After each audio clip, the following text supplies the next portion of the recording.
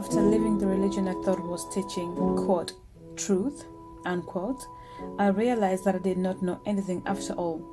The biggest lie was who Yeshua was, and the second lie was who the people of the book are, or who are the real Israelites. The first lie got me out of the religion, but I also saw that it was going to be fairly easy to fall back into the trap of the enemy and get me into another group or another religion or another teaching of other people. But because of my knowledge on who the people are, I started conversing with my brother.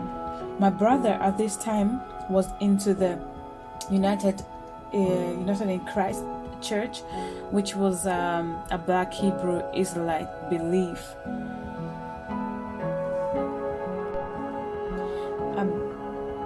A group of men and women who proclaimed to be the children of the book, the children of Israel.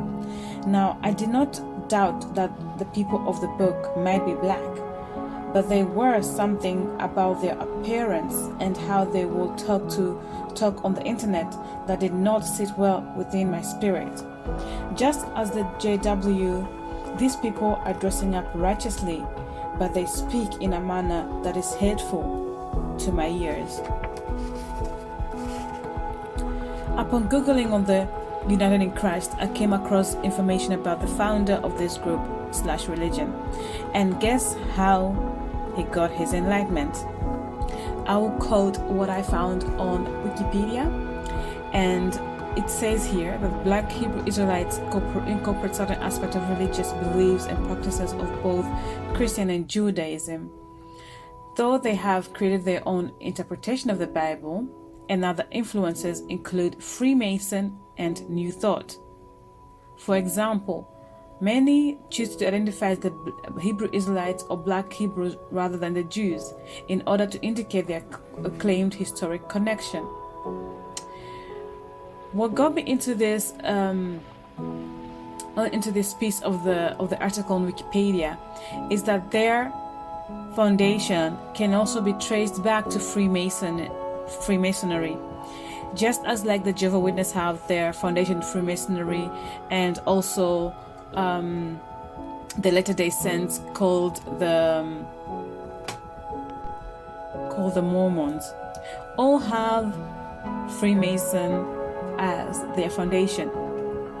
So I looked upon the founders, Frank Cherry and William Saunders Crowdy, who claimed to receive visions that the African Americans are descendants of the Hebrews in the Bible. I do not denounce or disagree with him that the African Americans are of the descendants of the Hebrews.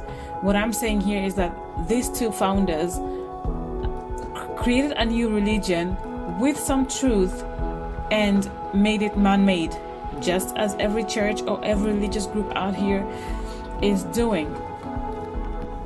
All of the information that I was reading about the Black Hebrew Israelites movement or Israeli religion or camps, they were all red flag to me, and I knew that at this point that there is no way there's a true religion.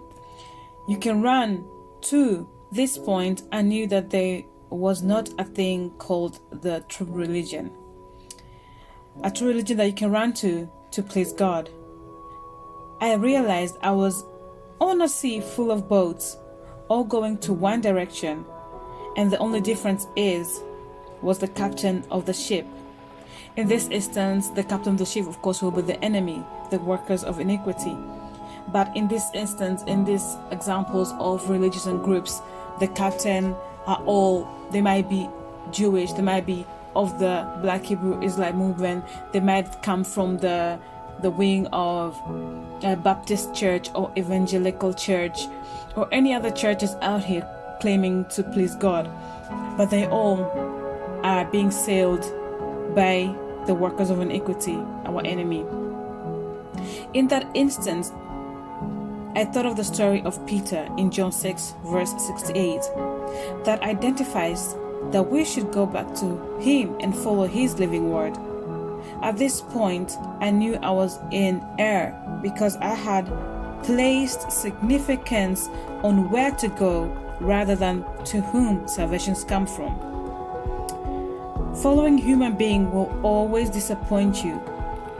Also remember that when Judgment Day is here, you won't be asked to which church you belong to, rather to whose voice you heeded to. So I'd like to